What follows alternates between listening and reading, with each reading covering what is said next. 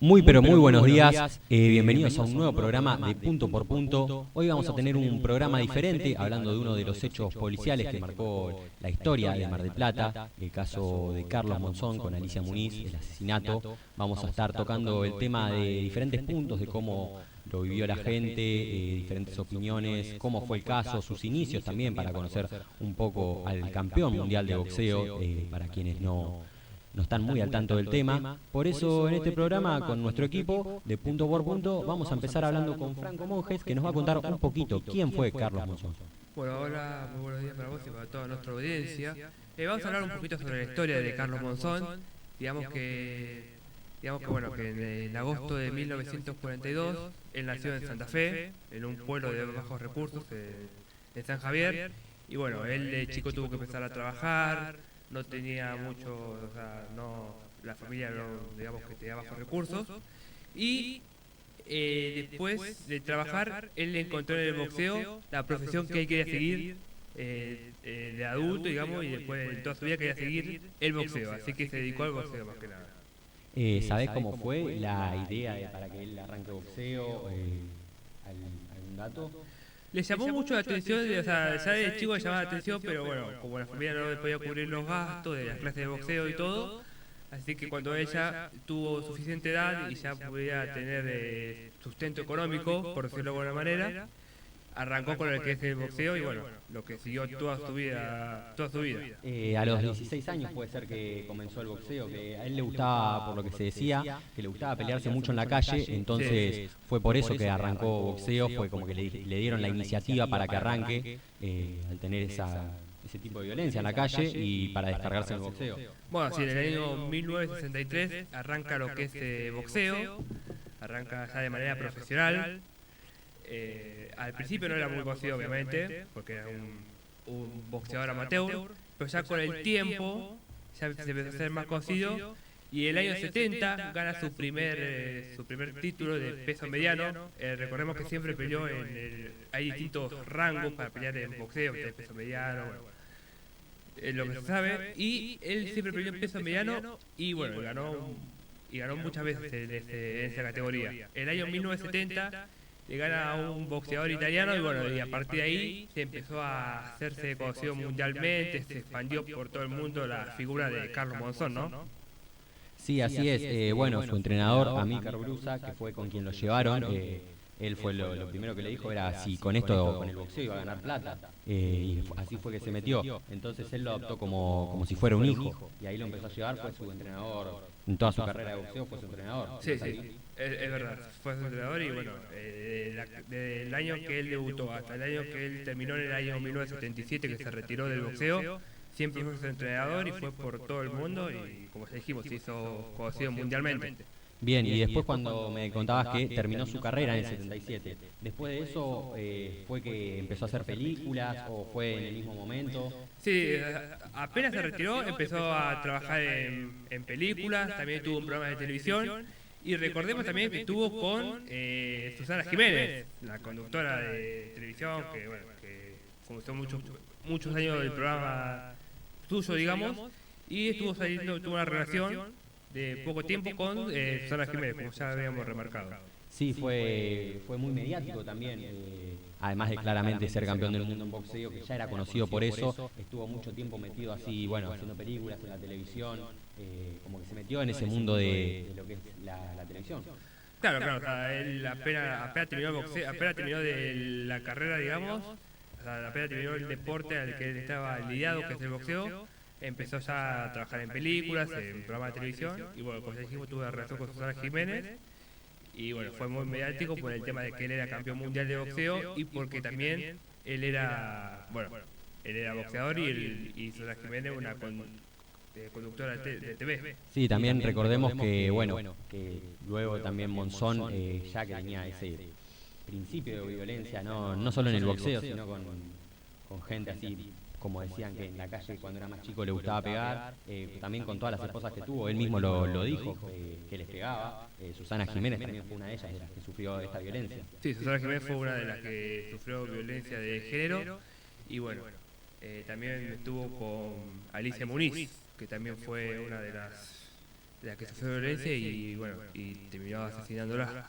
Bueno, sí, Alicia Muniz, que ahora, luego del corte, vamos a estar hablando un poco de cómo fue el caso, de todo lo que sucedió, pero con Alicia Muniz sí, también tuvo muchas idas y vueltas, iban, volvían, han tenido hijos, también es una persona muy importante en su vida, y bueno, el hecho que marcó todo esto de lo que hoy estamos haciendo el programa por esto mismo, ¿no? Claro, estamos haciendo el caso Monzón, y bueno, de qué pasó, pues, bueno, el asesinato, por el asesinato de Alicia Muniz, y bueno, todo lo que transcurrió, ¿no? Desde ya hasta el caso, cuando se esclareció, digamos, y cuántos años cumplió de prisión, digamos, por el asesinato mismo. Bueno, ¿tenés algo más, Franco, que nos puedas contar así de Monzón? Sí, si puedo agregar, voy a agregar que mientras él cumplía la condena, cuando él se conoce la pena de sentencia, digamos, él cumple la condena, pero tenía salidas transitorias. Bueno, en una de esas salidas transitorias, él lamentablemente pierde la vida un 8 de enero del año 1995, cuando conducía por la ruta, en un accidente automovilístico en Santa Fe, precisamente en el lugar donde él nació. Termina perdiendo la vida, pero bueno, hoy en día a Carlos Monzón se lo recuerda, por un lado, por lo que fue deportivamente, porque fue campeón mundial de boxeo, pero por otro lado, muy mediático con las esposas que tuvo y bueno, y como decía él que las maltrataba, ¿no? Sí, bueno, también un dato, cuando estaba en la cárcel, unos le gritaban que era golpeador de un lado y de otro le gritaban en el campeón.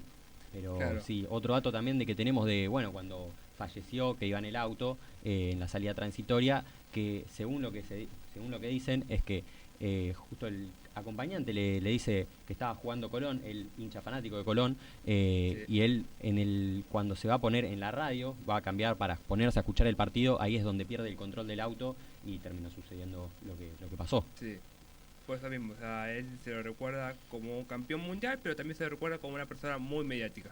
Bueno, muchas gracias, Franco. Ahora nos vamos a ir un pequeño corte y vamos a seguir un poco más, metiéndonos más en el caso de cómo fue el asesinato a Alicia Muniz, hablando más que nada de todo el caso en sí. Nos vamos a un pequeño corte y seguimos con más punto por punto. Vamos a dirigirnos a Santa Teresita, partido de la costa, donde nos encontramos con Óptica Marilent, una empresa familiar especializada en servicios ópticos y de contactología, con más de 28 años en el rubro. Seguimos con más punto por punto con el caso Monzón para los que recién se ponen al tanto. Ahora vamos a estar hablando con Ulises Cusó, vamos a estar presentando un poco lo que es el tema, seguir charlando de los hechos. Así es, bueno, este caso llega en un momento en el que Mar del Plata era un punto turístico muy muy grande para todos los famosos. Era una ciudad que en temporada se llenaba de celebridades, y esto ocurrió en febrero. Exacto, así es. En febrero de 1988 fue que Carlos Monzón le dice a Alicia Muniz para venir de vacaciones. Bueno, en este momento ellos no estaban juntos como pareja, sino que estaban en idas y vueltas, pero tenían algo en común, que era su hijo. Entonces, de lo que ella se le quejaba siempre es que de la cuota alimentaria, que no le pasaba plata por el hijo. Entonces, ella como que cuando Carlos Monzón le propone venir a Mar del Plata de vacaciones, que era algo bueno, en ese momento estaba muy de moda, venir a Mar del Plata, alquilan una casa con unos amigos, con el Facha Martel alquilan una casa a Monzón, vienen con sus hijos a la ciudad, y bueno, Alicia Muniz en principio no quería venir, pero aprovechó como esta situación para reclamarle la cuota alimentaria también, que le pase plata, porque él se iba a Europa y viajaba y le traía cosas. Así es. Traía ropa de afuera y con eso pensaba que lo compensaba todo lo de no pasarle al hijo. Pero claro, ella necesitaba la plata también para poder alimentar al chico.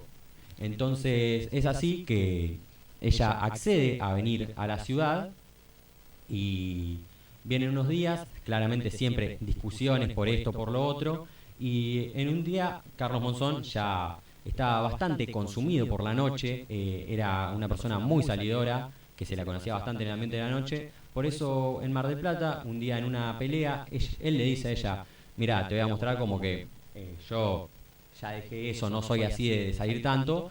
Y lo que pasa es que ellos tienen un cumpleaños a la tarde en el Club Peñarol, de acá de Mar del Plata. Sí. Por lo tanto, ellos dos van al cumpleaños, el cumpleaños se hizo extenso hasta la noche, se hizo bastante largo, y luego terminaron en un boliche al final. Terminan en un boliche, que es lo que pasa acá. Luego el boliche, 5:30 de la madrugada, 14 de febrero, 5:30, 6. Ellos vuelven, se piden un taxi, vuelven a la casa donde estaba, en el barrio de La Florida. Claro. Vuelven a la casa, en el taxi, mucha discusión se dice que hubo en el taxi, bajan también discutiendo, claramente bajo los efectos del alcohol. Sí. Luego una tarde, noche larga. Claro, también hay que aclarar que habían estado en la presentación de la obra de Facha Martel en el Hotel Provincial, y desde el cumpleaños, como dijiste bien vos, hasta las 5:30 que volvieron al Club Peñarol, fue en todo momento juntada de amigos con mucho consumo de alcohol. Ahora vamos a estar hablando un poquito de cómo fue la vida de Monzón post-retiro, que agudizó ese problema, más que nada con el alcohol, y para ese momento la violencia a las 5:30 de la mañana con los efectos del alcohol terminaron como terminaron, ¿no? Sí, así, terminó en tragedia, lamentablemente, en asesinato. Retomando lo que estábamos hablando recién, es que, bajo el efecto del alcohol, bajan del taxi ya también discutiendo. Se dice también que cuando bajan del taxi, él le pega a ella y queda contra el piso, cae al piso, luego entran a la casa, misma discusión, suben la escalera, discuten, hasta que llegan a la habitación. Acá es donde ella le empieza a reclamar más fuerte todavía sobre la cuota alimentaria que no le pasaba nunca. Y ahí es cuando Monzón le pega de vuelta, ella cae contra la cama y él va y la ahorca. Sí. La tiene un rato ahorcándola, cuando la suelta, lo que pasa es que él estaba fumando, era fumador. Entonces ella le pega en el brazo y justo lo quema en el torso. Él está sin remera, lo quema en el cuerpo, y ahí es donde como que se vuelve loco y la agarra y la mantiene más tiempo todavía del cuello. Sí, hay muchas versiones, ¿no? Después sale el cartonero Báez, que es un personaje que cobra mucha relevancia, porque él tiene declaraciones que son muy contradictorias, pero que finalmente terminan revelando lo que finalmente sucedió, ¿no? Se hablaba mucho de la quemadura de cigarrillo, que algunos decían que era verdad, que otros decían que era mentira. El cartonero Báez, como un personaje medio extraño, termina revelando cómo sucedió todo aquella noche de febrero en 1988. Tenemos el testimonio, ¿te parece si lo vemos? Dale, vamos con el testimonio.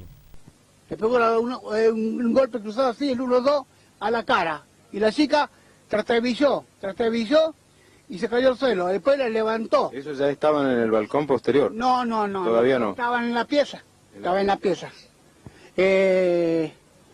Trastabilló. Cuando trastabilló, se cayó a la chica, la levantó, no sé si se levantó sola o levantó el tipo, no sé cómo hizo. Se levantó y la agarró del cuello y la apretó con las dos manos como si fuera un animal en defensa propia, y empezó a la chica a arañar al aire, y cuando la chica bajó los brazos y quedó con la cabeza caída con una muñeca, la soltó y se cayó al suelo. Agarró, salió caminando para ese costado de allá, como yendo para donde iba a ir la chica a buscar, no sé, a buscar qué cosa. Y sentí como que se abrían dos ventanas o una puerta y se golpearan contra las paredes. De ahí yo saqué la cuenta. Este hombre la va a levantar, la va a llevar a la cama, va a llamar al médico y va a decir que se estropeó, se golpeó, se cayó, etcétera, cualquier cosa. Pero no, fue todo lo contrario. Vino, la levantó con la cabeza de ella volcada al pecho de él, y con esta mano apretó las piernas de ella y la levantó. Cuando llegó ahí, sacó una pierna, sacó la otra y se sentó arriba de la verja de hierro. Y no era muy petiza, era alta. Le costó subir. Bueno, se sentó ahí arriba y miró muy bien. Y después se largó parado ahí arriba de ella. Cayó arriba de ella parado, en la espalda de la mujer. Cuando cayó, la pierna saltó para arriba así. Y quedó para arriba la piernita. La chica quedó para arriba así. y él quedó así con la cabeza caída arriba de la... Luego de escuchar el testimonio del cartonero Báez, podemos observar cómo cuenta la situación, cómo relata los hechos, que él estaba justo viendo la situación, se escondió como para ver todo, ¿no es así, Uli? Sí, es así. Bueno, como decíamos, en un barrio muy tranquilo, pasó a ser todo lo contrario de esas semanas, y muchas personas quisieron opinar, obviamente era el tema de moda, recorrió todo el mundo, y para eso también tenemos que hablar un poco de por qué cobraba tanta trascendencia. Hablaba un poco Franco Monjes recién, lo que era la vida del boxeador Carlos Monzón, con un caso que lo marcó obviamente de por vida durante sus últimos 7 años. Él también había tenido muchos problemas con exparejas, se conocía sus antecedentes, mejor dicho, porque fueron muchos, con episodios de violencia. Lo mismo que el cartonero Báez, muchas contradicciones en sus declaraciones. Él ya había tenido muchos episodios de violencia con Pelusa García, la primera pareja mediática de Carlos Monzón, con quien tuvo 3 hijos. Se hablaba de mucha violencia doméstica de parte de los dos, e incluso en una de esas peleas, en uno de esos tantos idas y vueltas que tuvo con todas sus parejas, recibió 2 heridas de bala por parte de su en ese momento ex esposa. Luego un personaje muy mediático que estaba apareciendo mucho en programas o en novelas televisivas en Argentina, conoce a Susana Jiménez y lo mismo.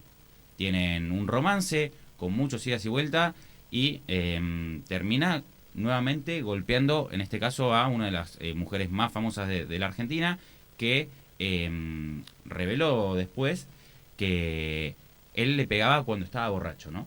Sí, es algo que se habló mucho, que en todas sus relaciones él golpeaba a sus parejas. Lo que mencionó, lo que decís vos, que Susana Jiménez luego mencionó que solo en estado de ebriedad era que la golpeaba, no cuando estaba no bajo efectos del alcohol. Sí, bueno, pero también había que aclarar que Carlos Monzón estaba bajo los efectos del alcohol prácticamente todos los días. Era alcohólico. Después de su retiro en esos años de gloria que él tuvo, mantenía esa vida nocturna. Una vez que se retiró, agudizó ese problema, esa enfermedad que es el alcoholismo, más consumos problemáticos de droga, lógicamente, y cuando se ponía así, la violencia aparecía en todas sus parejas, y también, bueno, con Alicia Muñiz, como decías, muchos celos, muchos idas y vueltas. Ella, una modelo uruguaya que tuvo que resignar a su proyecto de vida cuando estaba con Carlos Monzón, porque sus celos le impedían que ella se desarrolle profesionalmente, y todas esas discusiones, muchas de ellas terminaban con golpes de puño, más allá de la violencia verbal de todos los días. Sí, bueno, ella también había participado en programas de un amigo suyo de Olmedo, que luego también es un dato que falleció. Él cuando Olmedo le iba a llevar a Monzón, cuando estaba en la cárcel, le iba a llevar una televisión, se decía así, y bueno, también bajo efectos del alcohol y de droga, es que murió también. Otro caso que pasó en la ciudad de Mar del Plata también. Claro, eso pasó tan solo 3 semanas después, entonces la ciudad se vio marcada por estos episodios de 2 mediáticos involucrados en casos policiales. Y después hay que hablar un poquito también de cómo se tomaba en ese momento la violencia de género, ¿no? Recién hablamos de una figura tan importante como Susana Jiménez, revelando con mucha soltura el hecho de que le pegaba, e incluso en una de las defensas reciente decía, Monzón tuvo muchas contradicciones, y en una de esas declaraciones post muerte, cuando está en el juicio, él dice que a todas sus mujeres les había pegado y nunca había pasado nada. Eso es una de las cosas que dijo, pero a su vez también dijo que en este caso no había habido violencia. Sí, es algo que él mencionaba, como que normal que le pegaba a sus mujeres, era algo... Bueno, en su momento también el caso no fue caratulado como femicidio, no existía eso, fue como homicidio, pero sí, bueno, otra de las cosas que se contradecía, que él decía, cuando la agarró del cuello le dejó marcada los dedos de la fuerza que lo hizo, y luego cuando él se tira arriba de ella para que parezca que se habían caído los dos del balcón, cuando la dan vuelta a ella que estaba en el piso, llegan los peritos a ver la situación, cuando la dan vuelta ven que tenía las marcas, y él mismo dice como que había una manguera por ahí, y había dicho como que se había golpeado con la manguera, que tal vez era la marca de eso, que claramente después cuando se hizo la autopsia se determinó que él había asesinado con las manos. Sí, bueno, las primeras declaraciones de Carlos Monzón fueron negando todo. Tenemos uno de los testimonios también en donde él asegura no haber ejercido violencia sobre Alicia Muniz. Sí, Uli, bueno, es uno de los testimonios que da que hablar bastante, así que lo vamos a escuchar ahora en este momento. Carlos, ¿alguna vez había sido agresivo con la mamá de Maximiliano? No, nunca, por supuesto que nunca. Hemos tenido discusiones de palabra nada más, yo nunca le golpeé, como me dijeron a mí, yo pagué los platos rotos del hombre golpeador, porque fui boxeador por eso, y bueno, eso me llevó a estar acá, pero eso son todas mentiras. Pregúntenle a las mujeres que tuve anterior a Alicia si yo a alguien le pegué, son todas mentiras. Luego de escuchar el testimonio de Monzón podemos ver cómo también se contradice un poco en la situación. Bueno, ¿nos puedes contar vos también? Sí, porque si bien tenemos esa parte que está grabada, también tenemos una que no existe archivo, pero que dice lo que te mencionaba recién, que a todas las mujeres les había pegado, pero también es un caso que ocurrió en 1988 y con la visión de hoy queda viejo y queda muy en disonancia de lo que sería hoy un caso de violencia de género. Como decías, no existía la carátula de femicidio, se hablaba mucho de crimen pasional cuando eran muertes de un marido asesinando a una mujer, o en este caso está bien que no estaban casados. Eso influyó mucho en la condena, que terminó siendo de 11 años, porque no está agravado por el vínculo, ¿no? Pero más que nada, recalcar esto, la diferencia de perspectiva que tenemos ahora, cómo se ve de distinta manera y cómo no se condenaba. Primero por la poca conciencia a nivel género, no se hablaba de violencia de género, y después también lo que era separar la imagen del campeón, del ídolo del pueblo, para convertirlo en un asesino. Sí, también, bueno, eso es lo que mencionamos anteriormente, de que cuando estaba yendo a la cárcel, de que de algún lado como que lo felicitaban por ser campeón, y otros claramente tomaban en cuenta lo que había pasado del asesinato y le decían eso. Pero también eran esas épocas como que tal vez no se tomaba tanta noción de lo que pasaba. Así es, bueno, se habla también mucho de que la prensa tuvo un rol fundamental en lo que fue tratar de cuidar un poco la imagen de Carlos Monzón, porque había sido el gran ídolo, para muchos el mejor boxeador de la historia de nuestro país, y con este suceso, más la vida mediática que se conocía, pero que todavía no tenía ningún acto de tanta relevancia, bueno, ahí empezaron a tratar de cuidar un poco la imagen, y estaba dividida, como decía recién, y se vio, se plasmó perfectamente en esa escena de Monzón llegando a los juicios y luego a la cárcel, de una mitad diciéndole que era un ídolo y un campeón, y la otra mitad diciéndole que era un asesino. Sí, bueno, eso que pasó ahí fue trágico, pero vos que vivís a la vuelta del barrio, en el barrio, a la vuelta de la casa donde sucedió esto, ¿tenés cómo repercutió en el barrio esto, en un barrio tan tranquilo de Mar del Plata? Sí, bueno, fue paradójico porque un barrio que destacaba por su tranquilidad, un barrio que está alejado de todas las grandes atracciones que tiene el verano, fue un caos como nunca antes en la historia de la Florida, por este caso.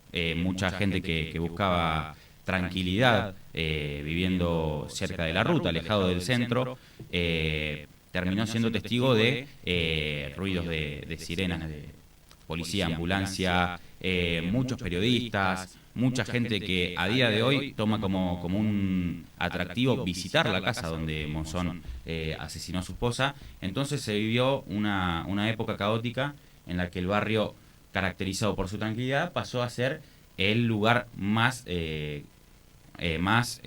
¿cómo es?, recurrido de Mar del Plata. Sí, bueno, después vamos a tener un móvil en un momentito, vamos a tener un móvil ahí en la casa de Monzón para también a ver si podemos hablar con alguien que nos dé un testimonio, si alguien estuvo en esa época, y vamos a hablar también de cómo fue la situación. Luego de hablar de un poco de lo que fue el caso, cómo fue el asesinato, de cómo repercutió en el barrio, vamos a pasar un poco a lo que fue el juicio. Por eso tenemos a Magdalena Galelo que nos va a contar un poco. ¿No es así, Maggie? Muy buenos días, Ignacio, muy buenos días para todos. Exactamente, como bien dijiste, vamos a meternos de lleno en lo que fue el juicio ese lunes 3 de julio de 1989, cuando se definió lo que sería la sentencia. Fue minutos antes de las 10 de la noche. La sala de la Cámara Penal de la ciudad de Mar del Plata estaba llena. En la séptima fila se encontraba Alba Calatayud, que esperaba la lectura final del fallo de lo que iba a suceder con el asesino de su hija, Carlos Monzón, de quien estamos hablando. En ese momento, aferrada a su marido, recordó una frase que le había dicho a su hija hace exactamente un año. Lo que le dijo fue: mamá, esto se va a terminar y la sociedad va a saber quién es Carlos Monzón únicamente cuando me mate. Y así fue. Se supo un año después quién era Carlos Monzón. A las 10 en punto, el secretario Enrique Ferraris leyó la sentencia. Carlos Monzón se iba a someter a la pena de 11 años de prisión por el homicidio de Alicia Muniz. La sociedad ahí fue y supo quién fue Carlos Monzón. Ese día, el ex campeón sumó un nuevo título a su carrera y fue el de femicidio. Sí, también podemos aclarar que la defensa habló de que había sido una caída. Se defendió así de esa manera, ¿puede ser? Exactamente. Todo eso, obviamente, a lo que fue el final del juicio, se aclaró claramente que no fue así. Alba gritó al terminar el juicio, lloró por primera vez en lo que fue todo el juicio y cuando finalizó, y dijo: se hizo justicia, el hombre que mató a mi hija ya está preso. Eso dijo antes de abrazarse con el padre de Alicia, perdón. Héctor, el padre de Alicia, ese día también habló por primera y única vez, luego nunca más volvió a aparecer en lo que sería en la tele, ni en la radio, ni en ningún otro lugar. Y dijo: era una promesa venir a Mar del Plata, una forma de estar con mi pobre Alicia, pero ya está muerta y no podré recuperarla. Vine a buscar la verdad y la encontré. Encontré el culpable de la muerte de mi hija, deberá pagar por eso, la mató, pero se hizo justicia. Un fuerte testimonio lo que dio, la verdad, que luego, bueno, se hizo justicia, tuvo sus años en prisión, luego por buen comportamiento también se le dio la prisión preventiva, que como ya dijimos anteriormente, terminó muriendo. Exactamente. También un dato de lo que sucedió ese día fue algo insólito, digamos. Ese día Monzón permanecía en la sala, con la cabeza agacha, por supuesto, y en el único momento que levantó la cabeza fue para observar a la jueza, Alicia Ramos Fondevilli, quien presidía ahí en el tribunal, y que dijo: lo único que me faltaba, se llama Alicia. Esas fueron las palabras de Carlos Monzón, algo totalmente inédito. Que para lo único que levante la cabeza fue para decir eso, o sea, vergonzoso. También recordemos que el juicio había comenzado el 26 de junio de 1989, 177 días después de que había sido el asesinato. Durante todo ese tiempo, Monzón permanecía en Batán. A pesar del consejo de sus abogados, él decidió declarar. No le importó lo que le dijeron y él declaró igual. Su estrategia siempre fue sostener que él nunca había hecho nada. Así que, como ahora adelantamos un poquito, después se supo que se fue contradiciendo con todas las cosas que iba diciendo y se terminó dando la sentencia, ¿no? Sí, también que se contradecía con eso que mencionamos sobre que había sido una pelea así y se cayeron los dos, que él, bueno, se tiró arriba como para que parezca que no la había asesinado, y luego en la autopsia se dijo que ella ya había muerto asfixiada. Exactamente. Bueno, también recordemos que el proceso no fue televisado, pero sí transmitido en vivo por radio, o sea, todo el país estaba escuchando. Y en cada audiencia se sentía una división social, se podría decir. En ese momento no había grises, había gente que gritaba: dale campeón, aguante Monzón, y otros que le gritaban que era un asesino. No había ningún tipo de persona que diga no, puede ser esto, puede ser lo otro. No, había blanco y negro, punto. No había otra cosa. También vale recalcar que la presión también alcanzó a lo que serían todos los jueces en ese momento, porque años después la jueza reconoció y dijo: tuve mucho miedo durante el juicio, recibí amenazas, Monzón tenía barra bravas que nos seguían. Incluso el día de la sentencia recordó: salimos por atrás y nos estaban esperando un grupo, nos movió el auto y nos gritaron de todo. Es que sí, Monzón era una figura en Argentina y en el mundo muy reconocida. Gente que lo apoyaba y los que no, iba, como vos decís, no había punto medio. La sentencia a uno le iba a molestar, a otro le iba a parecer poco o le iba a parecer bien, pero sí, es algo que no tenía punto medio. Exactamente. Luego, más adelantado de lo que fue el juicio, para llegar a la condena, la Fiscalía, como bien dijimos anteriormente, la Fiscalía y la querella se apoyaron en lo que eran las pericias físicas, que finalmente fueron contundentes y dijeron que Alicia Muniz había sido estrangulada y luego arrojada al vacío en estado de inconsciencia. Viste que en algún momento se había dicho de que ella fue corriendo al balcón, se tiró y después se tiró Carlos atrás. Bueno, según la querella y la Fiscalía, no fue así. Eso. Sería que no murió en la caída, sino que murió anteriormente asfixiada por Carlos Monzón. Exactamente. También en su declaración, Monzón, como también dijimos anteriormente, se contradijo en todo lo que dijo, porque habló mediante media hora de su carrera. O sea, un nivel de autoestima y de egoísmo puro. Habló con orgullo antes de responder todas las preguntas y también sostuvo que Alicia se había arrojado por el balcón. Eso lo sostuvo constantemente. Entonces la jueza ahí le fue directo y le dijo: ¿alguna vez golpeó a su mujer? Y Monzón respondió: no, nunca le pegué. Pero la jueza en ese momento tenía en sus manos una denuncia previa y lo confrontó y le dijo: sin embargo, Alicia lo denunció en 2 oportunidades por agresiones, el 12 de agosto de 1986 y el 12 de octubre de 1987. Usted estuvo detenido por pegarle. Ahí, Monzón, sin salida, no tuvo otra que decirle: le pegué una cachetada para tranquilizarla. Claro, algo que él normalizaba, como si también dijo que él no la mató. O sea. Exactamente, pero estos fueron muchos episodios de lo que fueron sucediendo. Se contradijo constantemente con todo lo que él estaba diciendo. En ningún momento dijo con seguridad algo, porque los abogados, como también dijimos, le habían dicho: no declares, todo puede ser tomado en tu contra. Y él hizo lo que quiso igual. Y finalmente le dieron 11 años. Que quieras o no, es muy poco. Es poco para un asesinato, son pocos años, la verdad. Bueno, después también que podía salir, no es que estuvo los 11 años preso, una condena baja, pero que en ese momento capaz que estaba vista de otra forma.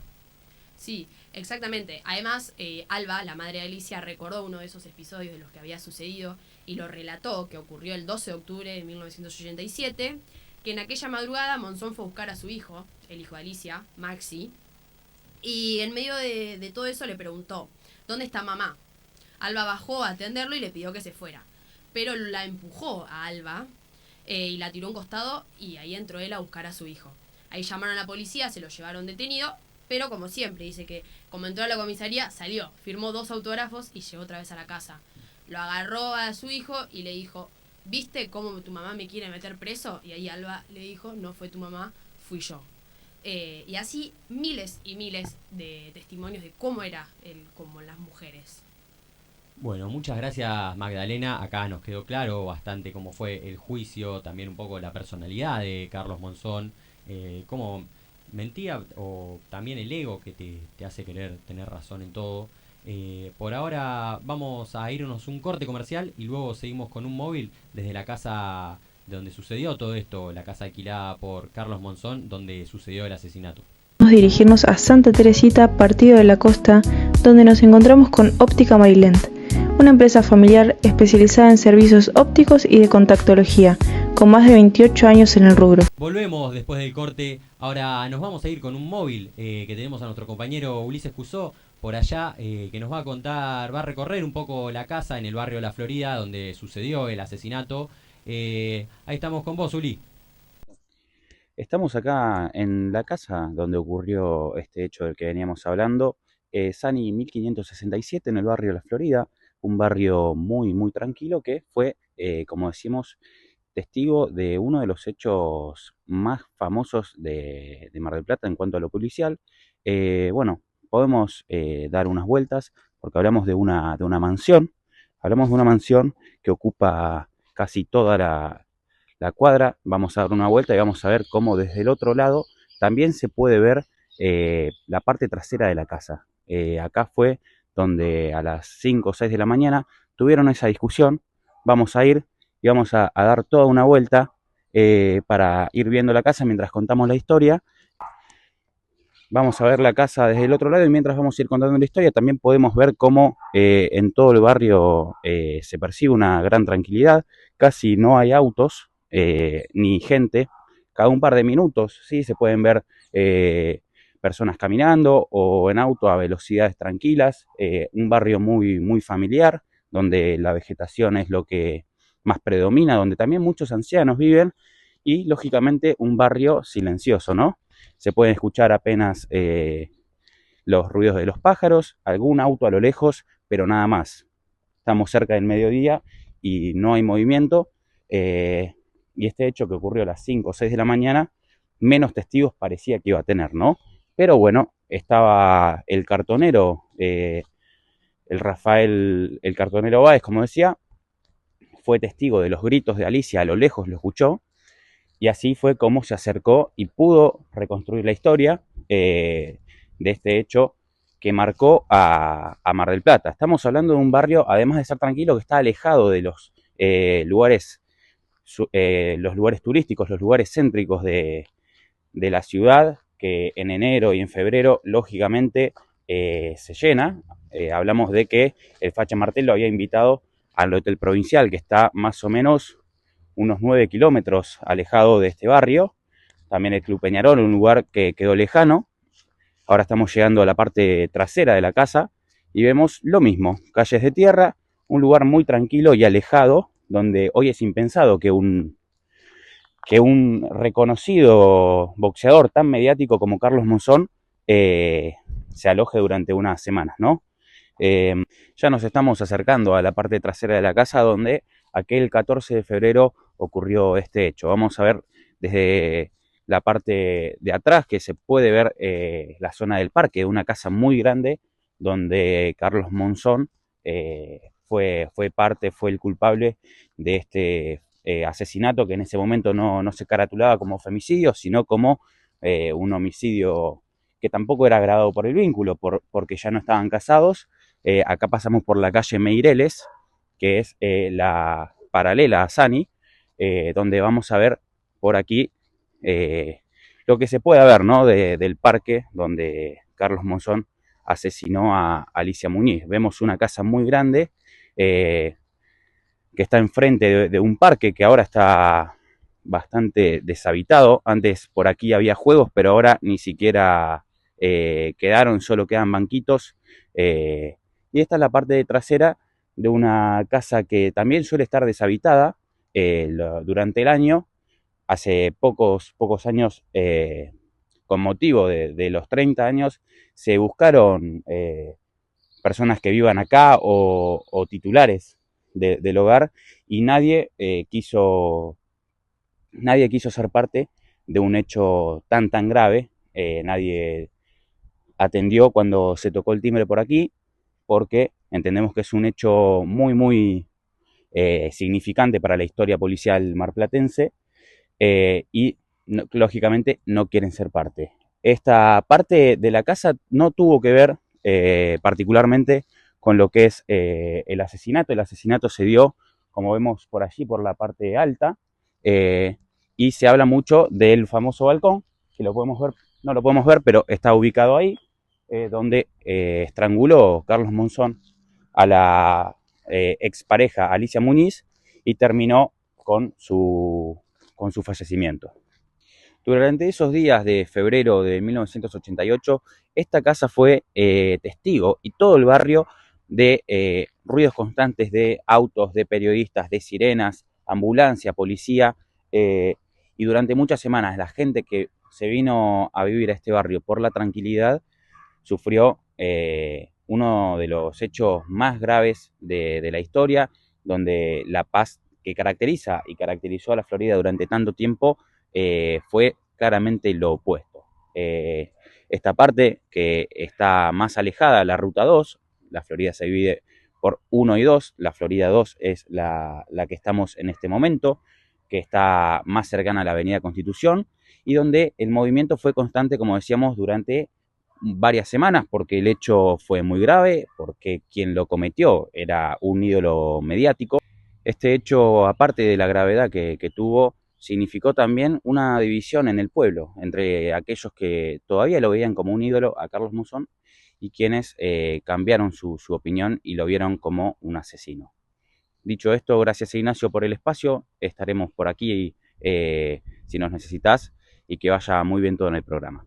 Muchas gracias, Uli, por la nota que diste ahí, el testimonio de la gente, cómo recorriste. Por ahora vamos a pasar con un poco de opinión, repasando el tema, todo lo que hablamos en el programa. Por eso tenemos a Lucila González. Buen día, Nacho, buen día para todos del otro lado. Bueno, vamos a seguir hablando un poco, ¿no?, de esta noche que fue un antes y un después. Cambió la historia judicial y social de Argentina. Este hecho crudo y despojado fue el asesinato de Alicia Muñiz.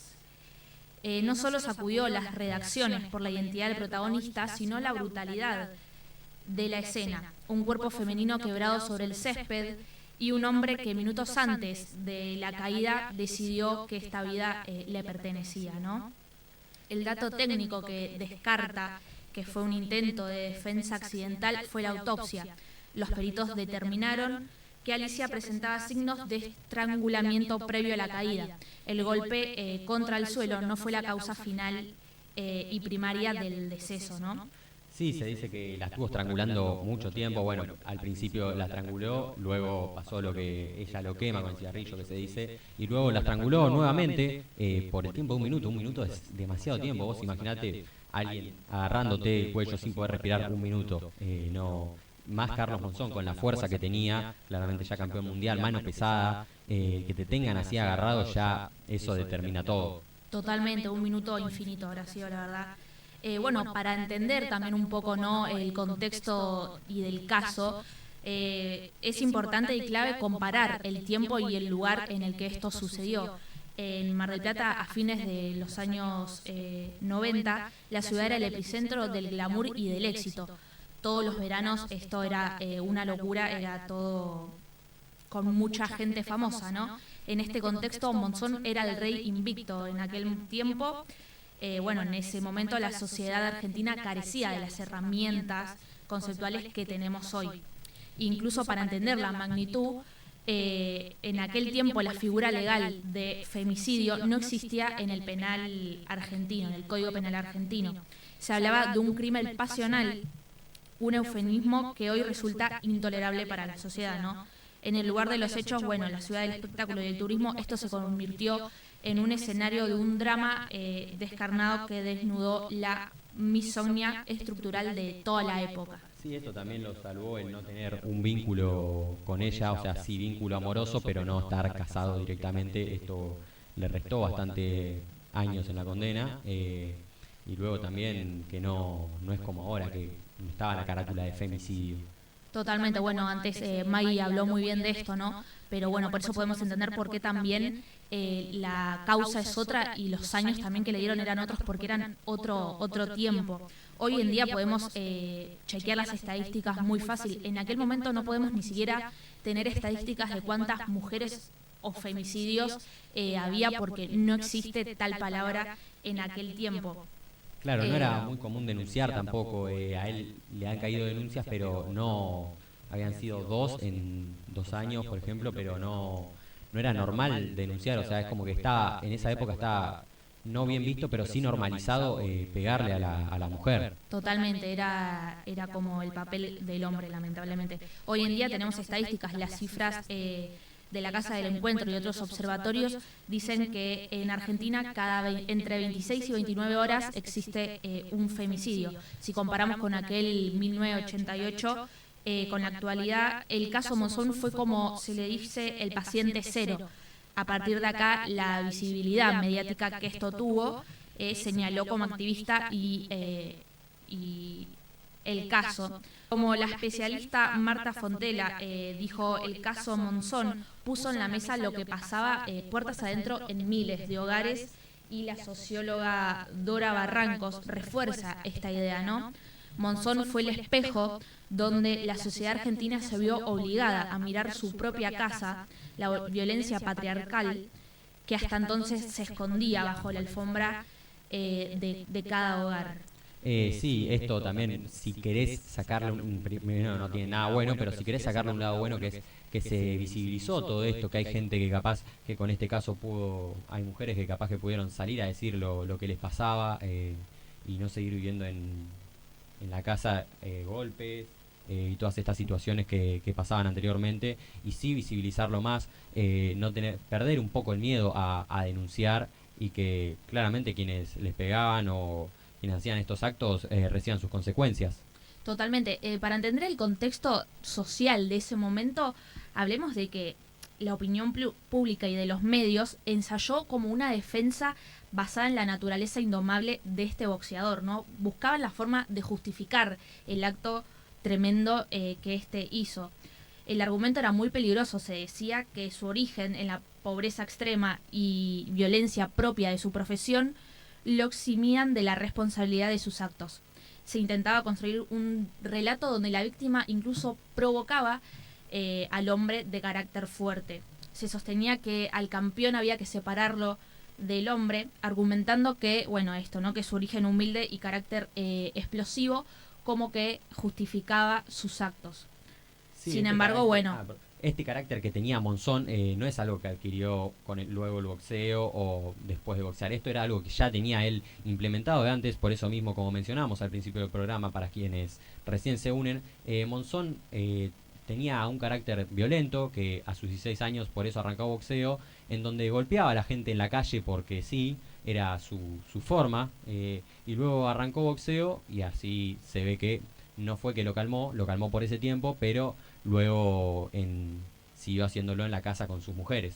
Claro, esto era un patrón que él tenía claramente. Bueno, por suerte los jueces fueron muy firmes y fallaron para Carlos, ¿no? El procesado actuó con plena conciencia de la criminalidad de su acto. El talento de los puños no otorga una licencia para matar, claramente, ¿no? Estos pensamientos, bueno, hacían atrasar también, ¿no? Porque los medios trataban de justificar. Tengamos en cuenta también que en 2010 sucedió otro hecho. Wanda Tadei fue asesinada por su esposo músico, Eduardo Vázquez, quien la prendió fuego, y este caso generó un fenómeno muy preocupante de femicidios por quemaduras en el país. Estamos hablando de muchos años después y todavía recién se estaba visibilizando estos temas. Recién el 14 de noviembre de 2012, la ley número 26.791 incorporó al Código Penal el femicidio como figura agravante del homicidio. Y recién en 2015, un asesinato que seguramente muchos recuerdan, Chiara Pérez, un nombre que resonó en toda Latinoamérica, y ahí empezaron las marchas de Ni Una Menos. Así que imagínense todo lo que pasó después. Pero bueno, también este caso, fue un antes y un después en la historia argentina, porque visibilizó, ¿no? Todo esto que estaban pasando puertas adentro en todos los hogares. Bueno, Nacho, para la conclusión, ¿no? de este análisis nos lleva a entender que el caso Monzón fue un principio del fin para la impunidad del héroe. El país aprendió a un costo altísimo que el talento en un ring no otorga la inmunidad moral en el hogar. La posible solución ante la persistencia de este terrible caso no reside únicamente en el endurecimiento de las penas, sino en una reestructuración cultural, más bien creo, y profunda. La implementación efectiva de la ley Micaela en todos los extractos del Estado y de la educación como perspectiva de género. Desde la infancia son el único camino para que el balcón de Mar del Plata no se repita. Alicia Muniz no murió en un accidente, fue asesinada por un sistema que le permitió a un hombre creer que era su dueño. Nuestra responsabilidad es que el silencio no vuelva a ser normal. Bueno, muy bien, Lucila, muy completo lo que dijiste, muchas gracias. Luego ya con todo lo que fuimos viendo a lo largo del programa, lamentablemente todo lo que tuvo que pasar para que se pueda visibilizar estos hechos, que luego se lleguen a la justicia y sean condenados de una manera firme. Ya llegando al final del programa, Les agradecemos por estar del otro lado de la pantalla y nos vemos el próximo martes con más Punto por Punto.